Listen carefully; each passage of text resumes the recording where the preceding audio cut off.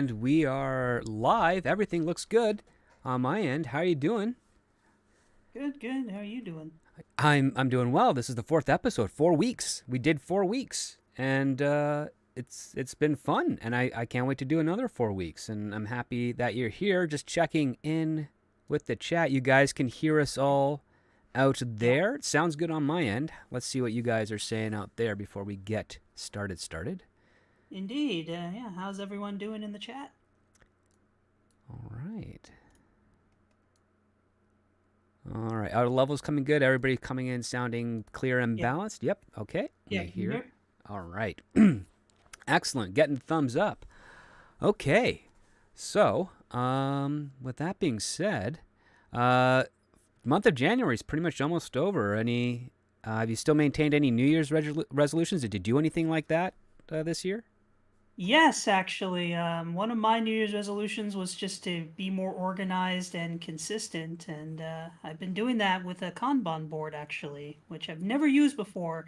I highly recommend it, especially if you want to stay productive and be efficient and just have a little bit of fun with it. Cool. All right. Well, I'm hoping that that continues on for the remainder of the year because, I mean, this is around the time where people kind of give up their New Year's resolutions or forget about them. Like, it's been a couple of weeks, it's already escaped my mind type of deal. Oh yeah, yeah, definitely. That's why I always say like, keep things tangible and like realistic. Like what and just be disciplined about it. Oh, absolutely. Absolutely. All right. So it looks like everything is coming in crystal clear. Let's get started. Still no music cue. Still looking to get something like that. Don't worry. It'll happen. This is early weeks of the show.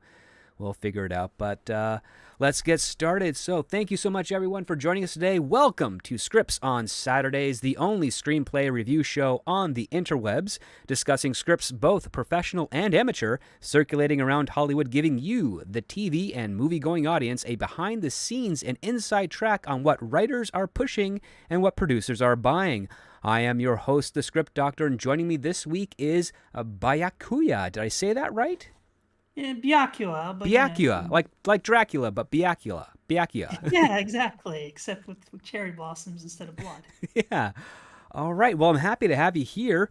We read this week, and our patrons as well, a very interesting script, to put it politely. Now, this here, for those listening out there, this was a screenplay that placed number one on the blacklist in the year 2020. So keep that in mind as you're listening to our review thoughts on it.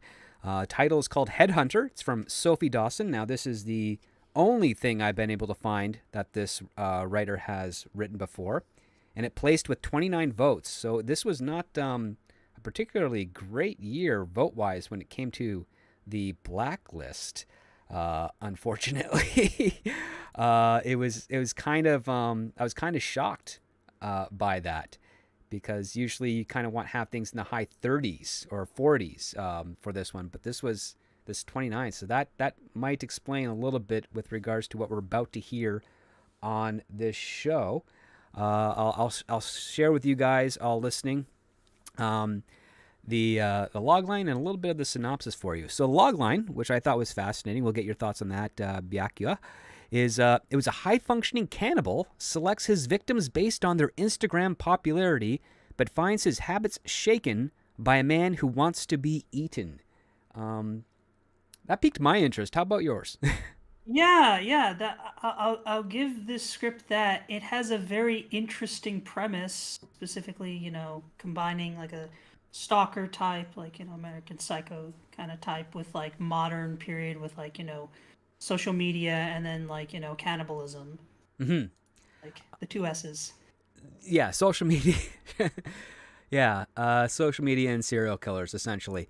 Now, this this was an type of kind of like an unorthodox script. Like the best synopsis that I could kind of do would be something that pokes a little jabs at it, and it's basically Alan Pierce is a headhunter for a vague New York company we don't really know the details of because that's not really important. What's important is his opinions on food, fashion, and influence. We follow his day-to-day life shopping and thinking and salivating over many interactions trying to find the perfect human meal that will sustain him. Is there more? not really. Like this was a screenplay. It's only 99 pages, give or take. There's a couple of moments in here. It's it's a solid. Yeah, it's 99 pages. Just confirming.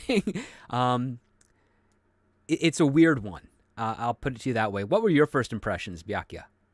Yeah, this script was interesting. It you can clearly tell it's like a very experimental kind of story, and it's normally not my kind of thing. But what I'll say is this: it is well written. I do appreciate it's 100 pages, so like it's very succinct. I can see an audience, being able to sit down and watch this, like going forward, because there's attention spans are so short, especially nowadays. So a short movie, in and out, good. But yeah, I thought this was kind of a mixed bag, to be honest. I liked there were some things I definitely liked, but like for me, some of the humor and the violence I just felt was like hit or miss, and the ending for me just left a lot to be desired. Well, unfortunately, we can't go into too much detail onto that part. But Yeah. I will say this: Sophie Dawson, who is the writer of this, must really love the movie American Psycho and probably the television show Dexter, because there Yeah. is so much of that you can tell was influenced in this script. It just Oh yeah, yeah. um, You could. well, for starters, you have a lot of voiceover narration from the main character, so Hmm. he is acting as our proxy to fill in the blanks of various things. It's it's got a creepy opening, which I Yep. admire. Like what he's trying to do. He starts off posting on a type of um, dark web message board, searching for someone that is interested in being eaten by Yep. him. Yeah. Yeah.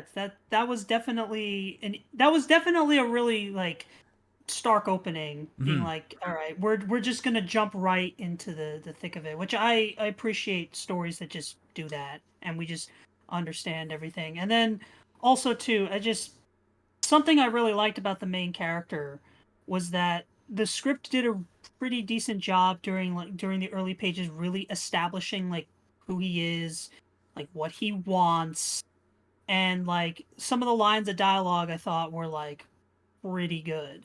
Like there's this one line that I actually thought was really great, which is, quote, "If I demand my food is in shape, I must be in shape. It's only fair, uh, and I'm all about fairness." And I'm like that. I love that those kinds of lines because it's a very nice snapshot of what this character values and also like their thinking. Because usually, like good dialogue should tell you how a character acts and like give you a distinct indication of like what they want and their personality and everything. And it's just like in Alan's case, I got someone who's like very has a very high view of themselves and takes themselves very seriously, even though they're doing something really, really horrible. Well, he tries to live such a perfect example of a life on as a facade to kind of justify his actions. He's like, I'm doing this horrible thing, but if I look good and I keep healthy and I demand healthy behaviors from my victims, then I am not as bad because I'm not going after the lessers, right? He's trying to make it. Yeah. He's trying to put a veneer of egalitarianism on what he's doing, which also goes into a big part of his character is that he's an asexual. He does not care Mhm. about relationships in any capacity. He treats people like they are food, and Mhm. he only crosses that line into seduction and pleasure to basically enhance the taste and flavor of his next meal, so to speak. Yeah, He that has was this whole philosophy about how he goes around doing his deeds, and I will give props to the writer. She really did. Not necessarily do her research, but at least came up with very convincing arguments and very convincing perspectives that we could follow with Alan's goals. And his goal is really just kind of he's in a state of arrested development. He mhm. he he searches for people. He has his checklist, which is they have to be in very good shape. They have to not use certain products that could harm their or poison them in some regards. So a lot of organic stuff, a lot of high-end stuff, Yep. certain shampoos and soaps and perfumes that he's got a very a specific nose for. And then the other part too is they have to have significantly large social media following of around minimum 100,000 followers across the big three platforms, so to speak, like Facebook, Instagram, Twitter. And And that was fascinating. Like just like how he picks out the social media followings and whatnot, and just like psychs out his targets like that. I thought the script did a really good job, like explaining why he's going after them and like his methodology and everything. So it's like there's nothing unclear about that. So like I give screenwriter a lot of credit for that, because because you always want to make sure that we know what the character wants and like what motivates them and like why. And it's just mhm. like it was very efficient in doing that on Well, that front. every line he says, either to people that he's around, or and to us as the reader, or in this, or if this would be to be filmed to the audience, is all predicated on I just need my next meal. Hmm. And he does eat regular food, but he's got this really damaged perspective that not just eating the flesh of these people, but also grinding up their bones into essentially a protein powder is what he needs to order like fix all the other ailments that he has. So he actually has like Tupperware of ground up bone powder labeled with the names of his victims and a little bit of, and he's got a little bit of like an internal log of who they are and what their personality does for him. So he's got one victim, I think was named like Margaret or something, or Yep. Maggie, who it was a yoga instructor and like into Zen and calm attitudes. So anytime he feels stressed out, he has to take a scoop of her ground up bone protein powder that he makes with her, drinks it so that he can feel Zen again. Like he feels like he's capturing some of their essence through ingesting them, which is very much a cannibalistic trait from psychological literature. So I thought that was pretty cool, is that he had specific people that were these temporary brands that he would rely on until he could find someone fitting that purpose, so that he could kind of replenish those desires. And then on top of that, he would just find other random people that had different traits that he would add to his His collection. collection, or to his grocery list, if you want to put it in a dark, twisted manner of that way. So it's just it is very interesting. And I will say the one thing that kind of bothered me while I was reading the script over and over is that the writing style really does emulate very early Bret Easton Ellis. Like it just Hmm. it doesn't feel like this is an original writer writing for me. At least that's my perspective.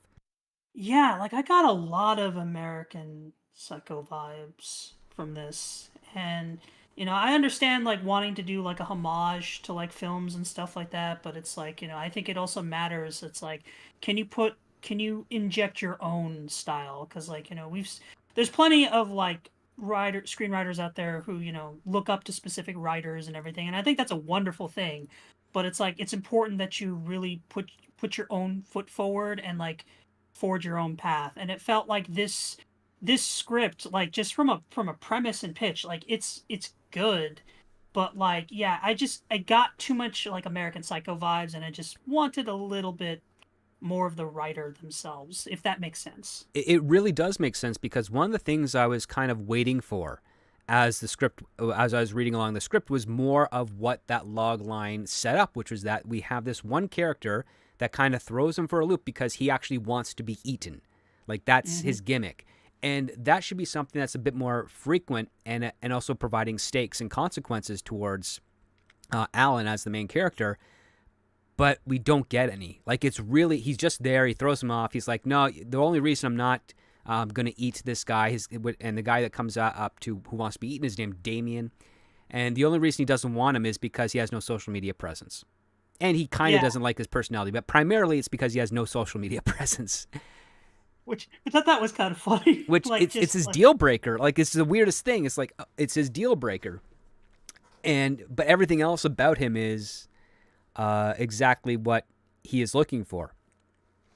yeah, And I thought that was kind of, I'm like, okay, so there's a conflict, but it doesn't. It's an internal conflict. It doesn't actually affect him, his work, his relationships, or anything like that. Because when his he's an Upper East Side type of guy, or an Upper West Side, sorry, type of guy in New York.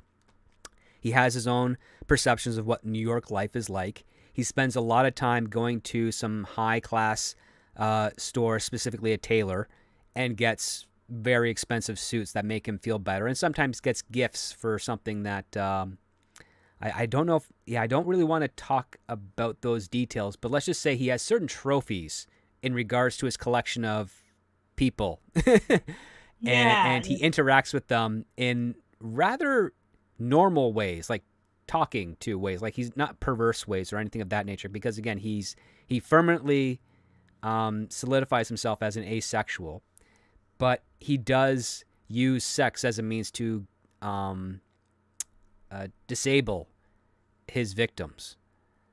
and, yeah. and and he uses his body, and he works on his body very much, and his style and his presence very much to be very appealing and friendly to his potential victims as he finds them.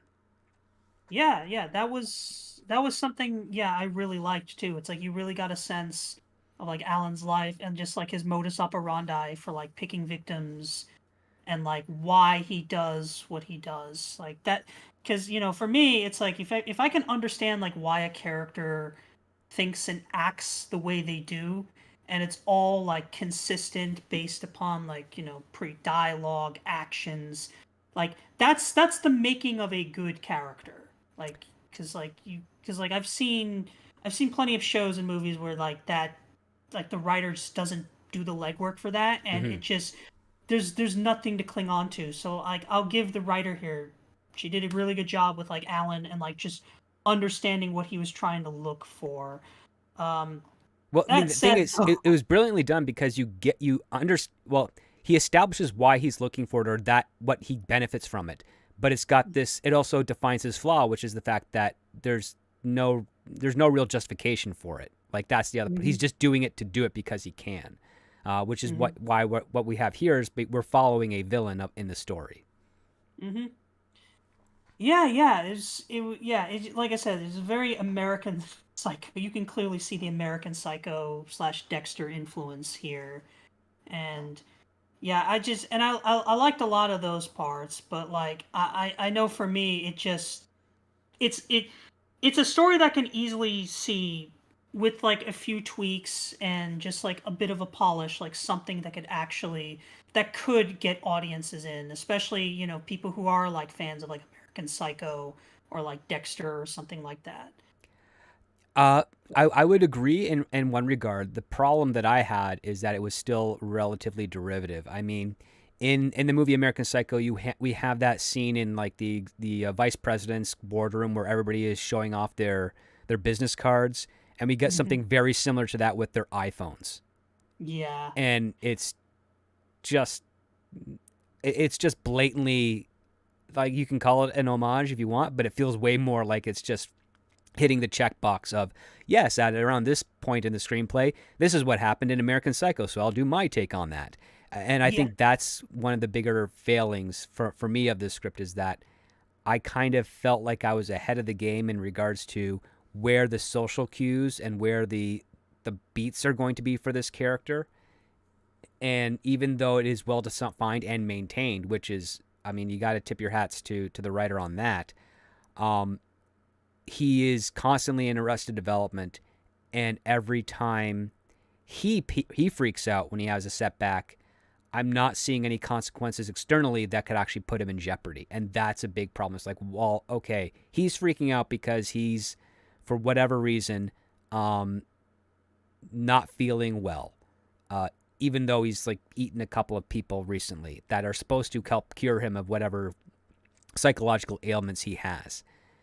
And it's like, okay, well, he's not feeling well. Well, is this really affecting his work? No, because his job is actually not well defined, and what he does is phone it in anyway. So that's doesn't matter. Oh, he gets a little bit of a demotion at work, but Yeah. it doesn't negatively impact his lifestyle financially. So he doesn't have debts to pay. He's still got lots of money at his disposal, and he also doesn't care because we get this weird throwaway line that he'll never be fired because he has blackmail on his boss. And I'm like, well, Yeah. that's kind of weird. If you have blackmail on your boss, you shouldn't even be allowed to get demoted either. Like Yeah, because that was weird. Like, yeah, I sorry to cut you off, but like, yeah, I just that to me, like the lack of external consequences you mentioned was just that really stuck out to me. And it's like, you know, writing 101, it's like if you have a character go through something serious, like have the consequences like persist. And it's just like, especially if you're focusing on like a bad person, because like, Alan is not someone we should technically be rooting for. I mean, we understand why he's doing it, but it's just like that the whole blackmail line. It's just like, yeah, you shouldn't be demoted at all if you have all that information on the boss. and have that much power over him as well. Like it's just it threw me off, and it's also like, well, this scene doesn't need to be here, especially when you finish reading the script and you're like, oh, well, nothing happens as a result of it, because it's done as just a mid-act point, and unfortunately the writer doesn't follow through with it, and they go in a different direction, which again we can't really divulge here. But one of the things I do want to bring up, because we get to see 3 kills in this script before we get to like the weird ending part. Mm-hmm. The first one I thought was kind of funny because it's a waiter. Yeah. uh, and it only becomes interesting because, well, the waiter is listing off the menu and doing the waiter things. Alan finds out, well, he smells good, he takes care of himself, and for some reason he has a large social media following, but that's also because the waiter is also an actor trying to get on Broadway. That And was fun. and I thought that was funny. So, but you also pointed out something before the show, and about how they serve this exclusive meal. So I want you to please share with the audience some of those details and your thoughts on that. the yeah the Oh yeah, the exclusive meal. Oh yeah. So like at this restaurant, they have like, I don't know if I can get into like spoilers and stuff. They make like a reference to like Japan Japan or something like that based on like a shovel. Like a shovel. They serve like a meal on like a shovel, and I'm just like, I've never heard, and they reference like, I think like Tokugawa period, and I'm just, I'm into Japanese history and stuff like that. I've never heard of something like that. It was funny, but I'm just like, it's kind of weird. Well, I mean, it's set up from the girlfriend that Ellen doesn't really care for, named Emily, and she wants to be hip and modern and cool, and so she learns of a secret menu, and then uses the password to get it. And she describes the food is supposed to be, from ancient Japan, around the time when they were like either abandoning feudalism or on the transition of it or something of that nature. And it's complete fabrication. It's not real, and it's really just exploiting the fact that sometimes rich people, despite the fact that they're very successful, sometimes don't really have their eye on social cues or history and are easily exploited by people who want to present them brand new ideas and claim that it is something niche. And in this case here, it's the idea that several hundred years ago, or maybe even 1,000 years ago or so, in Japan, there was a tradition where you would eat your meal off of a shovel. And it's absurd. It's blatantly absurd. And Alan even refers to it as absurd and stupid. And it makes you kind of like and appreciate Alan more because he's seeing through the facade. Yeah, yeah, you can clearly tell. It's like with Alan's case, he is like crazy in the sense of just like going after cannibals and stuff, but like he has standards, and I'm just like, that's fascinating. It's like, as I said with that beginning quote, and even just like what you mentioned with the shovel, it's just like you can clearly tell that he's trying to hold himself together and like appear better than he actually is in the sense of just committing these acts. It's just, again, it's a nice moment. Like, the writer did a good job like really fleshing Alan out, in the sense of their dialogue. Like I could predict, like the mark of a good character for me is you can predict or like anticipate what kind of lines they'll say based on a consistent series of habits, traits, personality, and all this other stuff. And I got that really clear with Alan. So props to the writer for doing that. And what I liked is the fact that the way Alan responds and even dismisses himself from Emily while she decides to continue to eat off the shovel allows him to basically, we get like a smash cut of him and the waiter in kind of like a broom closet or something, just going to town on each other. And we find out why. And this is the weird psychology that Alan presents to us that makes us understand why, kind of a little bit of why he does what he does, but the method that he uses in order to kind of put him in this position. And that is, he says, when his victims are in the midst of that ecstasy and their adrenaline is at its peak and the endorphins are at its peak, that goes throughout the entire body, creating a unique flavor, not necessarily a unique flavor, but a stronger flavor of all the positive traits that he admires in his meals. And that's at the moment where he takes out these very discreet yet expensive and effective knives and just stabs his victim like right in the heart. And it is both creepy and ridiculous at the same time, because he's doing this in a public setting, but like in a little corner in a public setting where nobody's paying attention to him. And then somehow he transports the body from that closet to the men's room and manages to lock the door and keep the attendant out. You know, whenever someone's knocking at the door, we get the same type of joke that we get in American Psycho, which is, would you F off, we're doing drugs here. He says, F off, I'm having sex here. And people just accept it.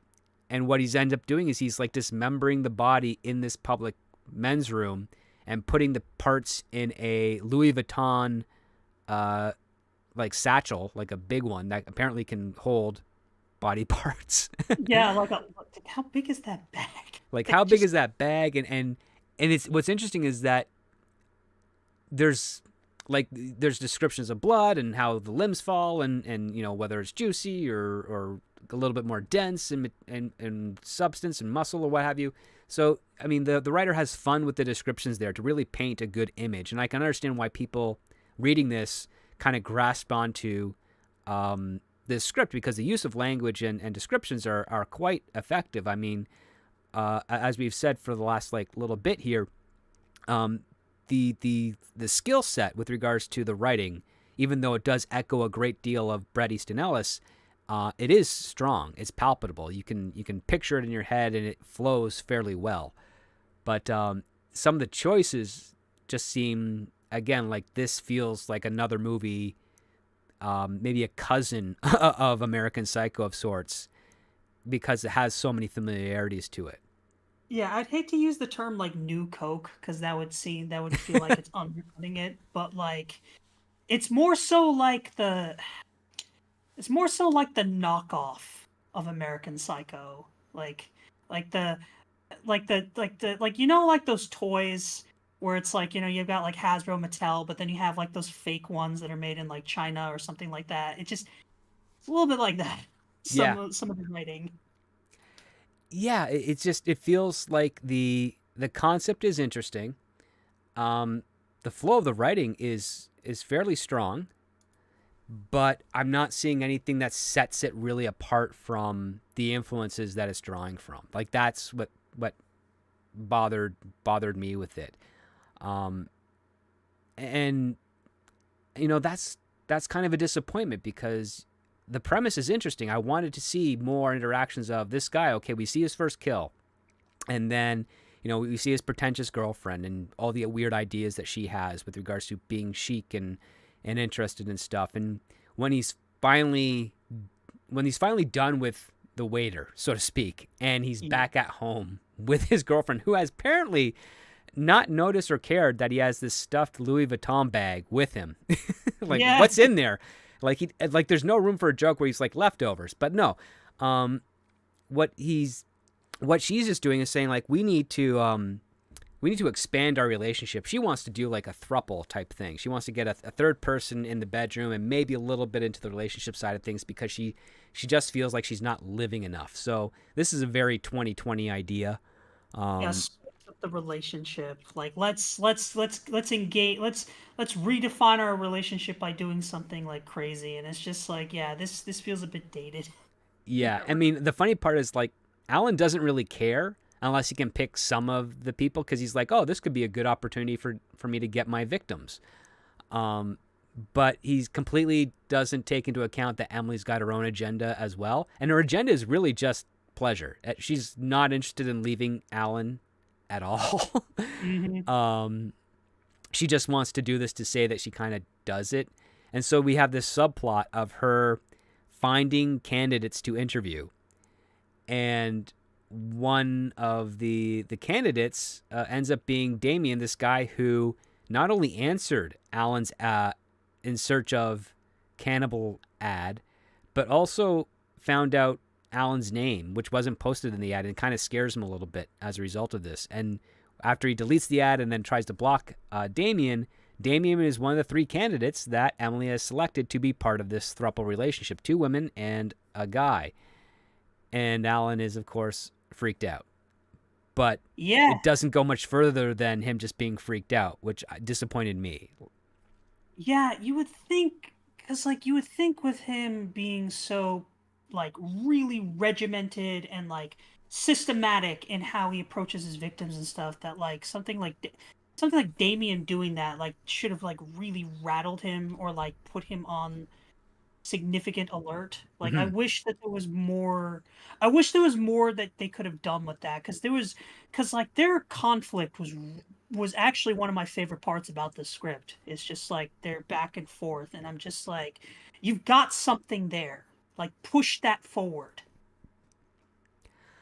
Well, I mean, the thing is, the conflicts were few and far between. Like that's the problem. So when he's trying to like whisk Alan away and say I am exactly what you want. I'm there's another scene where they're at the restaurant and Damien is there kind of just eyeballing him, and they go into the men's room and they have a little bit of a back and forth and a fight. But Damien is trying to say like I've got like the best meat. I keep myself in perfect condition and everything like that. And all Alan can is hung up on is like you have no Instagram, no Facebook, no social media at all. Like that because you don't have that, you're not going to have the flavor that I need to sustain myself. And Hmm. I'm telling you no, so please go away. And Damien's like, no, I want it. I want you to eat me.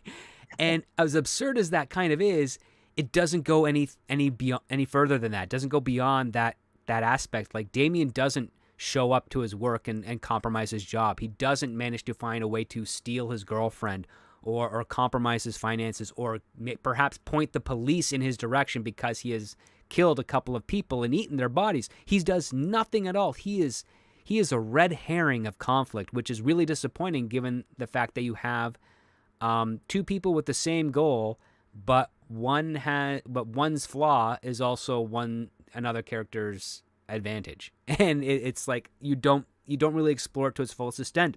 You don't make me believe that Damien is so committed to this that he's like, okay, I'll get a social media following. What are your parameters? And Yeah. how quick? What's my time frame? How quickly do I need to get the 300,000 followers across those three social media accounts so that you will commit to feasting on his own flesh? That idea would be a great one, especially if you're doing like a dark comedy, which is this is kind of trying to present itself. It's a very dry dark comedy, Yeah. Yeah. and it seems like the most not necessarily the most obvious of choices, but one that would be better fitting to the motivations of what both these characters need from each other.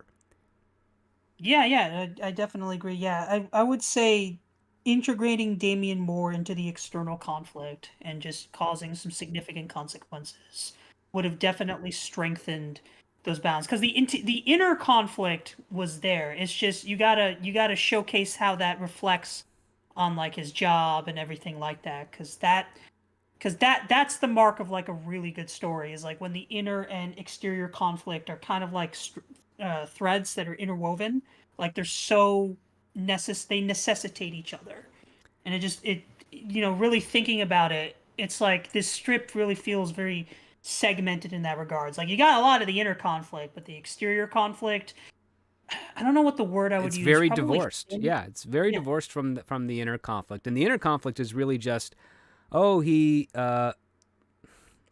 just wants more on his grocery list, so to speak.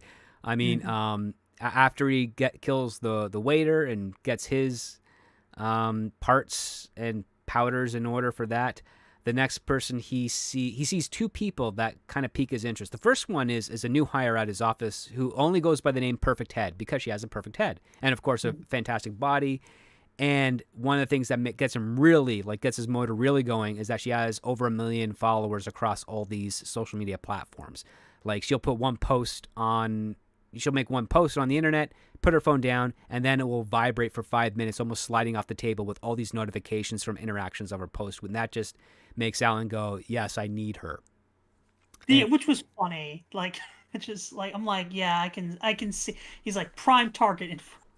oh yeah, like the best of the best, so to speak. And he manages to get a little bit of a friendly, correspondence with her through their work, and also on the fact that they're headhunters, so they look for people that they can place in other jobs, and they get a commission off of that. And this perfect head character has tons of connections across the entirety of the world, and she has no apprehensions to doing anything to get the job. Like, she will sleep with every member of a family in order to secure a client for another gig that she's doing, and get paid through the nose to do it.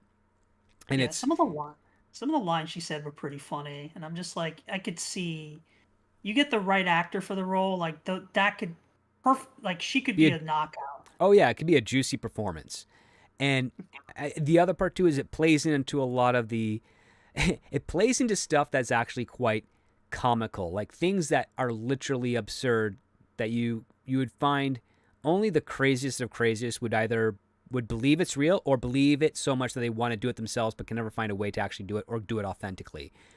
There's a joke in there where the facial cream she uses is not part of a brand. It's actually part of like a cult thing where they use discarded members of almost born people.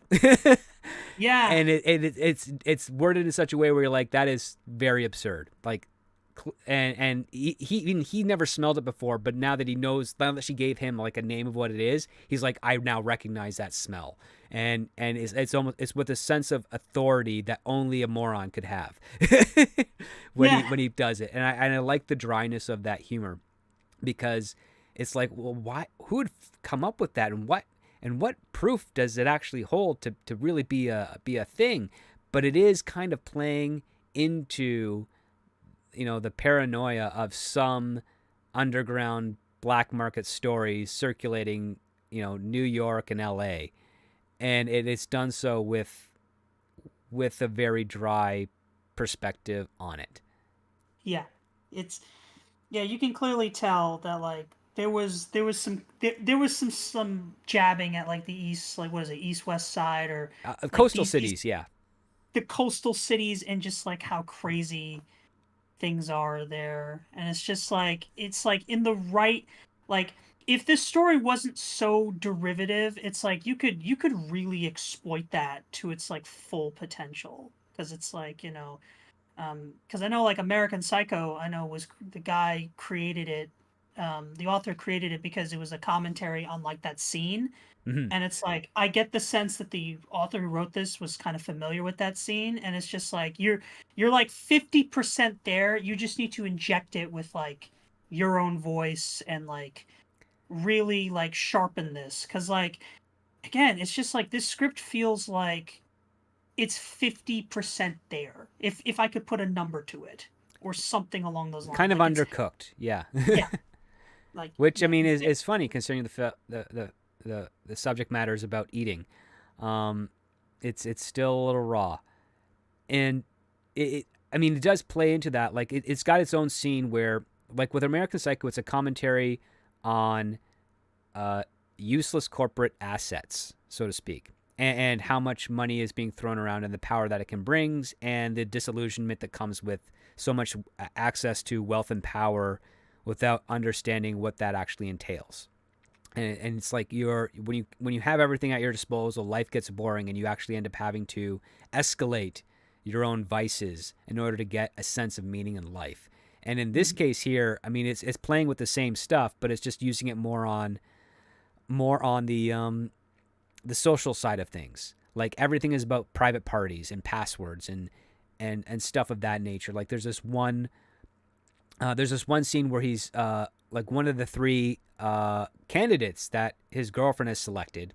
One of them was named Tiffany, and she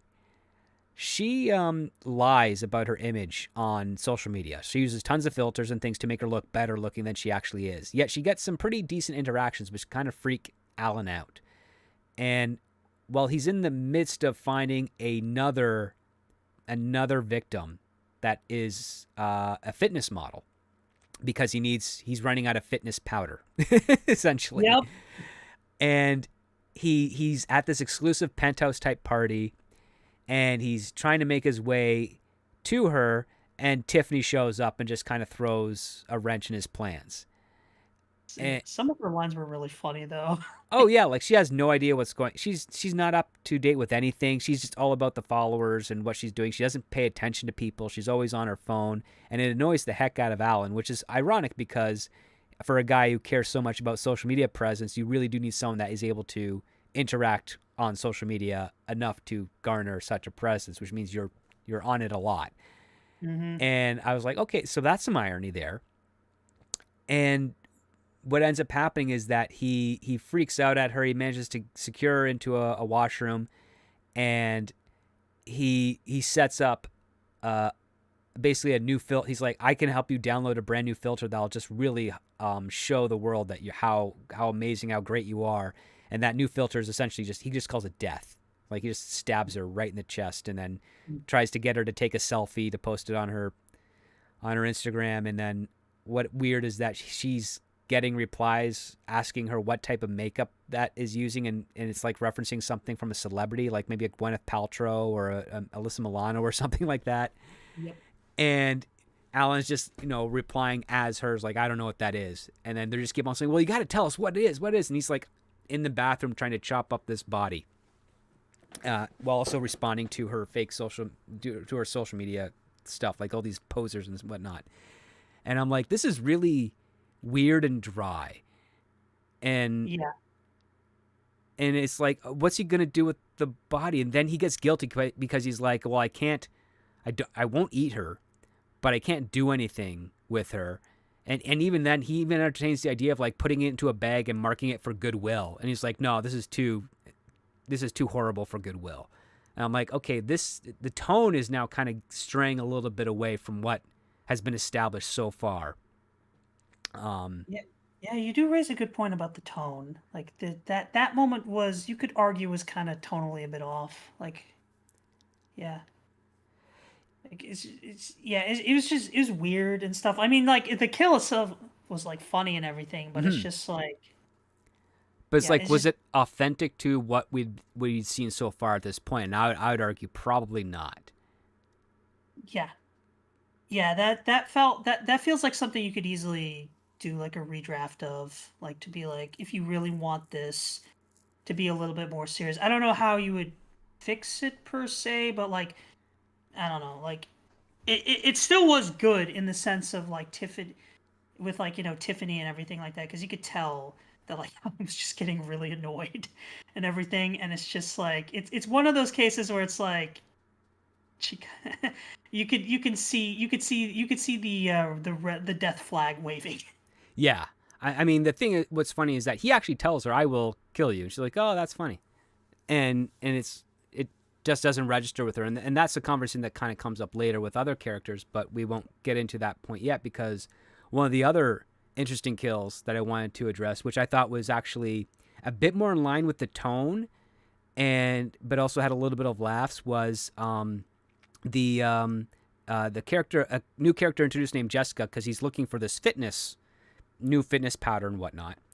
And he does this, part of his routine is he imagines himself in certain Zen settings, describing them, drinks like cucumber water and whatnot with a little bit of lemon, and then goes to what's called like soul cycling, I think it is, where he's just on a bicycle and working himself to the bone, so to speak. Mm. And one of the girls that's there comments on how she gets paid a lot of money because of her social media preference, and he's now breaking her down mentally. It's like, oh, so she's got high social media preference. She gets a lot of money for doing ads.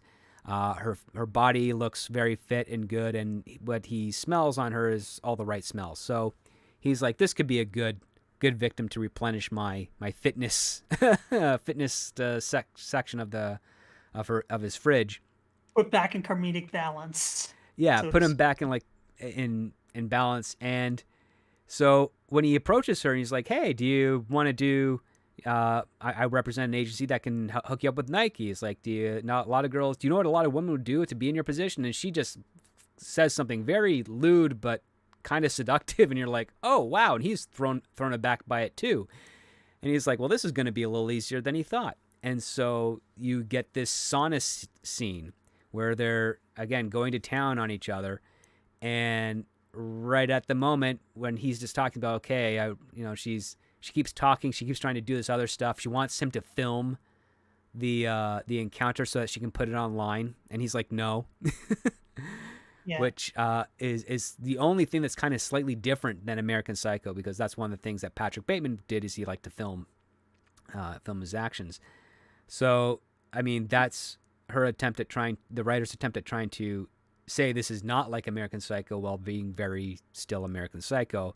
But he ends up killing Jessica and then chopping up her body, and things just don't seem right when he's chopping her up. Like her body doesn't fall the way it's supposed to fall. The legs and arms don't feel right. It's like something is wrong. Like she has lied about who she is, and his senses are not responding the way they normally do when it comes to his victims. And this is where the internal uh, where the internal convoluted aspects of his character kind of seep in, and this is what kind of started to throw me off more on the screenplay.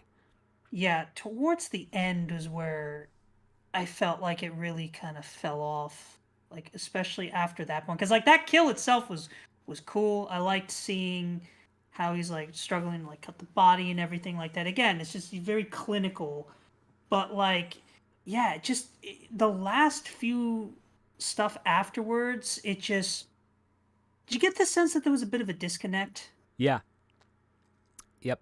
Things just weren't kind of lining up the way I was expecting them to. We were getting too distracted with all these other kills, and the premise itself was not being honored, and that's kind of what bothered me a little bit, is that I wanted more. As I said at the start of this, and I think we're on the same page here. I wanted more Damien get involved with trying to convince Alan to eat him. Yeah, that that is like that is kind of like the interweave between interior and exterior conflict that can solve that issue. Just having him, really desperate to being eaten to the point where like he's tangibly like affecting Alan's life.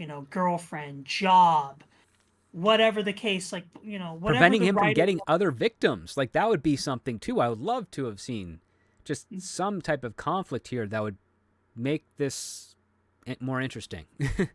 Yeah, because you could again. There's so much you could have done with him and just that, and it's just like it felt like the script was just so focused on the inner conflict, and it's like the exterior conflict, like as we discussed earlier, it felt like it was so divorced when really they should be interweaving one another, like they should feed into one another, causality, like. So yeah, I think like this script, if I was to really like think about it, it has potential, but as it stands, like it definitely needs a rewrite. Like it needs, like, and you know, obviously we'll get to the point where we do like thumbs up, thumbs up for approval, thumbs down for like rejection. But I think I would be, for me, like if we're just getting there, like thumbs down, but like with the strong case of, hey, you come back to me with like a rewrite with like some of these fixes I recommend, like you're almost there, because it's like this is a premise that I can see working. It just it's just we need to make sure that there's a unique voice, and then also whatever the pieces are within that script, like the really good ones, make those shine. Because because you have something with like Damien and Alan and everything like that, and just exploit that. Unfortunately, that's something that not a lot of writers will get an opportunity to do here.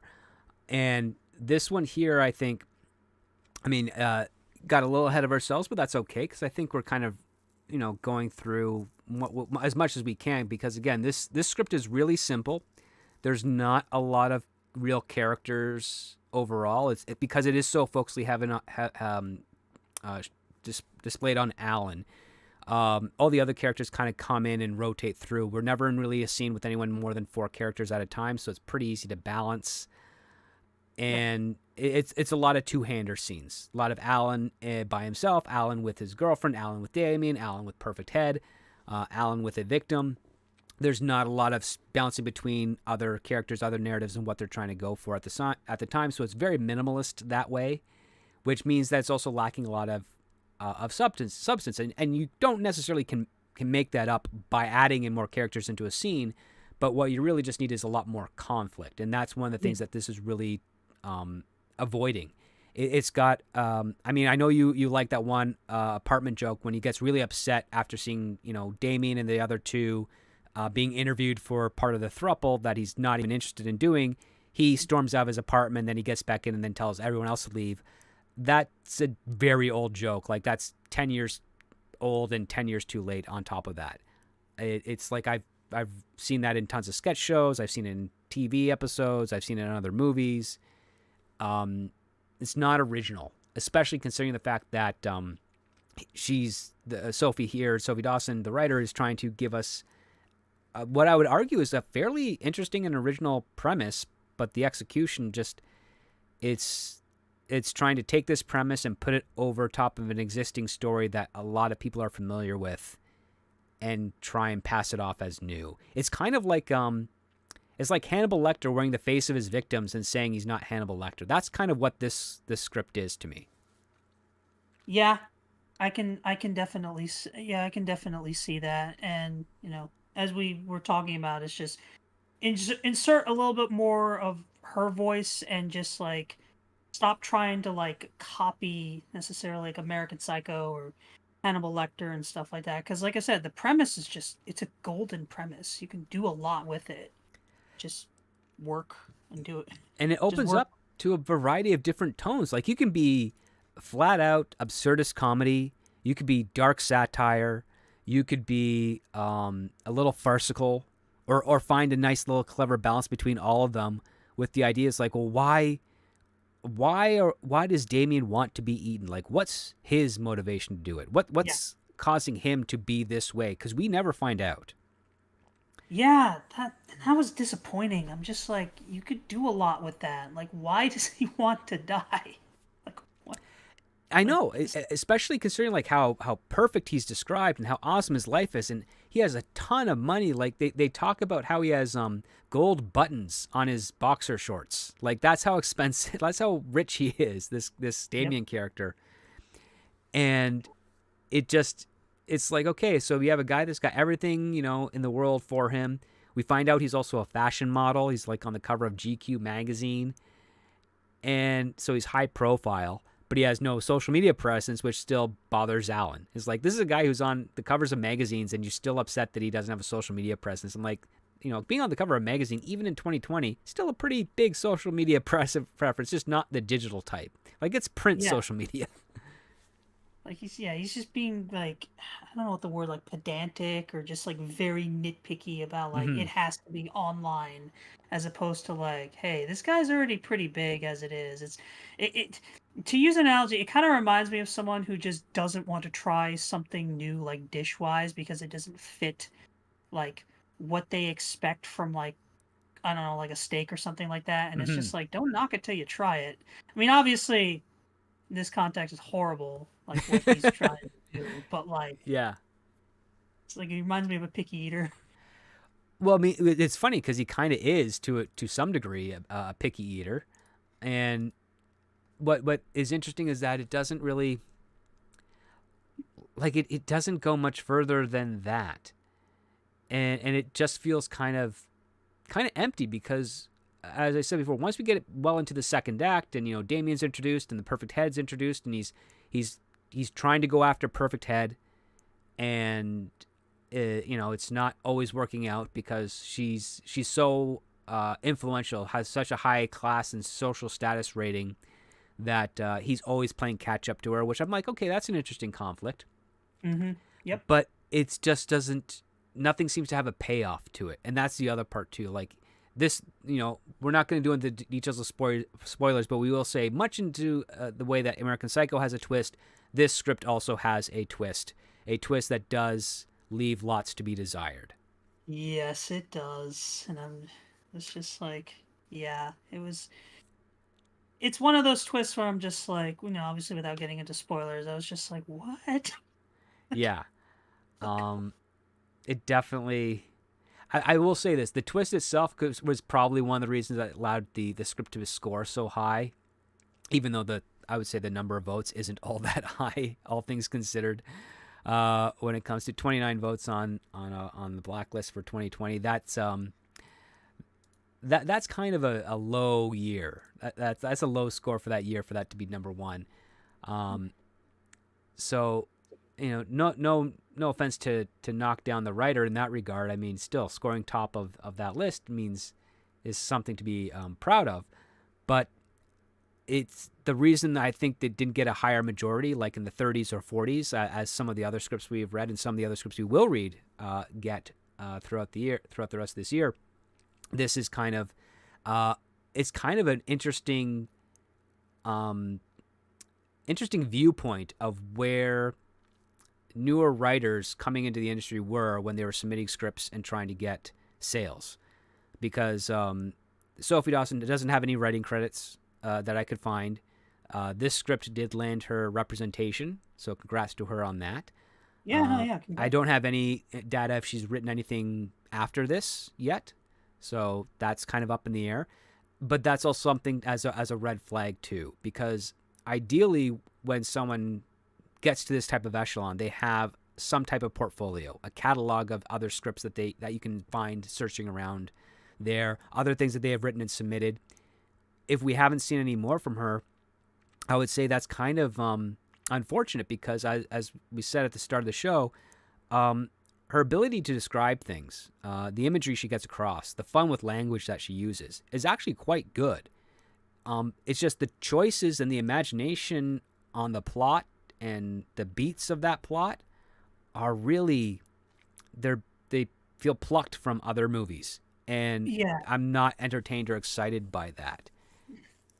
yeah. So, She definitely has like potential, and this is actually a question I would like to ask you. It's just like, if you're just like, because she hasn't spread a lot of like screenplays and everything, is it just, when you're trying to get like representation and stuff within the industry, is it just like you're just shooting as many screenplays as possible so that way someone can get noticed? Like, obviously, taking the time to make them good and everything. Is that like one way to get representation? Because like I said, it's a shame that like she hasn't. It seems like she hasn't done much, because like, again, this was a very very easy read of a script, mhm. and like that's a gift. You need. Well, being able to convey, a story coherently that doesn't confuse or lose the reader is definitely a skill on itself. My advice is usually before you submit a script for representation or potential sale, always have 2 or 3 that you're equally proud of in the wings, because the first question you always get after someone says, "Oh, I really like this," is, "What else do you have?" And if you have nothing, that's going to make you look like a one-hit wonder. Yeah. And you don't really want that. This is not an industry that profits well, either for the individual or for the studios that get behind them, on one-hit wonders. They need people that have enough understanding of the craft to be able to deliver every time. Now, I don't know if Sophie managed to get other work here, so maybe a writer's assistant, or working development on something that can't be announced yet. Given the level of quality that she had in regards to the actual language used and the way she writes, I'd hope that'd be something that she got out of this. On the creative endeavor of things, I think she did a very probably not something to have picked up at the time doing it, but she kind of betrayed her premise, Yeah. which we went over a few times already. So I think that could hurt her. I hope she's already learned that lesson and doesn't have to learn it here. So if she is by chance listening, but I am hoping that maybe there's more that comes out of this because again, if this is her first screenplay and she managed to secure representation for it on the one out, that's pretty impressive. Yeah, Uh, that's so you can't really knock that. And the other part too is that when it comes to like ideology and things, it's not really done as some sort of statement to pontificate about it. She actually weaves certain aspects in there as character flaws for Alan and for some of the other characters as well. It's like it's a commentary on it as opposed to uh, pushing a particular agenda. It's like yeah, they make him asexual so that he can get any type of person, man or woman, doesn't matter. He's all about their social media, their hygiene, and how fit they are, so that he can essentially pull their essence through their flesh and bone type of deal. He doesn't care about all the other minutiae. It's completely irrelevant to him. yeah, there's no, yeah, I never got a sense of any messaging or anything like that. And if anything, it's just commentary on just like these kinds of people, like fads and just like they're just like influencer culture and just like these ultra rich people who just do these like crazy things. And it's just like we're going to accentuate that to like the nth degree, which could lead to, which is comedy in and of itself, like making fun of the absurd. Like, Uh, I agree. So with that being said, since there's not much else we can do without spoiling, and unfortunately we can't really get into spoilers for these types of scripts because just like with movies that haven't been released yet, we don't want to impede the potential opportunities for these writers as they're still being shopped around. So with that, Byakua, would you give this a pass or a green light? well, thinking about it, Um, I would honestly give it a pass for now, only because, just with us discussing and everything, you do raise some good points about just like kind of the derivative nature of this and just like the ending and just like I think with like the whole we were discussing about like the divorcing between the inner and exterior conflict, I would tell this writer that like it's a good idea. Like, if you want, come back with like a redraft and stuff that just kind of emphasizes this and just have your own unique voice in it. Because, it's a good premise. It needs some tuning up. Yeah, I'm in the same boat. I would pass on this as well. It's too much like other movies. It's not different enough. It doesn't honor the premise, which I think is a pivotal aspect. That's the selling point of it. And the more you push off the selling point and you focus more on, again, there were monologues about fashion choices and types of regiments and perfumes and shampoos and stuff that all kind of worked here and there, but I felt there's just way too much on it, and it just didn't feel like it was getting to the point of the premise. So Yeah, this is another pass for me. Like, it's it just doesn't do it for me. It doesn't it doesn't say that I don't well, I wouldn't be interested in what the writer has next. It's just this is just not up to something that I could see even with enough work um making waves in the audience. You'd be very, very lucky to have the same type of reputation that American Psycho had, and I think that was more lightning in the bottle. And trying to emulate that is probably, it came with some benefits obviously for the writer, but I don't think it would actually work out well in this particular iteration. So I would pass on that. Excuse me. yeah. You would Also, need you would need to inject something, like I said, a little bit unique with that to try to just to not make this just a copy of American Psycho or like or as I said, the not new Coke edition. yeah, exactly. So with that, that's pretty much towards the end. Checking in with the audience here, we got a super chat from Steel Leg of History for $1.99. Thank you for that. He goes on to say, Tuesday is my B-Day, 44, just hit 239 subs, be blessed. Well, congratulations on the subs, and happy birthday, Steel Leg of History. I hope you have a wonderful one. Yeah, happy birthday, student history. Thanks for chiming in. So for those of you out listening there, thank you so much for hanging out with us right now. Oh, we got another thing here from Adega Outlaw for 5. He says, I don't know if you caught this earlier in chat, but it was inspired by true events from Germany, I believe. Oh, really? I was not aware of that. Interesting.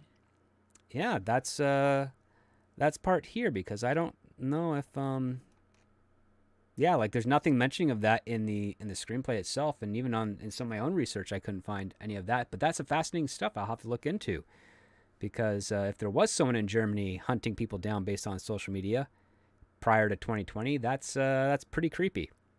Yeah. But yeah, so that's going on there. So for you guys out there, this Tuesday, the bonus episode is going to drop on Patreon. So that's on patreon.com/thescriptdoctor, where we take a look at another kind of horror script as well. So be on the lookout for that. Bakua, any final thoughts you want to say before we call it a night? All in all, I think this script it has potential, but it just, the writer clearly just needs to focus, like, tighten up some of the stuff, as we said here, and try to find their own voice. Because, like, just like a social media cannibal, like, there's a lot that you could do with this. It just needs a bit more polish. Yeah, absolutely. And we're starting to get some more stuff in here over on the Patreon side. We have one of our patrons, good old Jake at 52 Movies a Year. He says, after finishing the script and avoiding spoiler talk, I like how the script pointed out the limbs didn't sound or fall like Alan expects while dismembering. This could be subtle clues for the audience, so the surprise at the end isn't so jarring to the audience. Yes, Good observation. absolutely. Good observation on that. And yeah, without getting into spoilers, like again, spoiler talk can be done on the Patreon, guys. Can't do it in public because again, we don't want to circumvent some of the some of the potential when it comes to these screenplays for people. And next, we also have deleted scenes for 2, appointment television. Thank you, script and Byakua. Well, thank you for that. Greatly appreciated. Yeah, so that's the stuff that we've got for now, guys. Join us next week for another screenplay. Follow on Patreon to find out what that is on Monday. Remember, it's got a 7-day free trial at the main tier. So if you like what you've listened to here and you want to get a little bit extra stuff or maybe even consider supporting the show, head on over to patreon.com/thescriptdoctor. The details are in the description of the video here. And sign up, say hi, and let's get into discussing other scripts. With that, I want you all to have a wonderful weekend. And again, for Steel Leg of History, have a happy birthday. Yeah. And with that being said, when it comes to great story, it all starts with the script. Take care, everyone.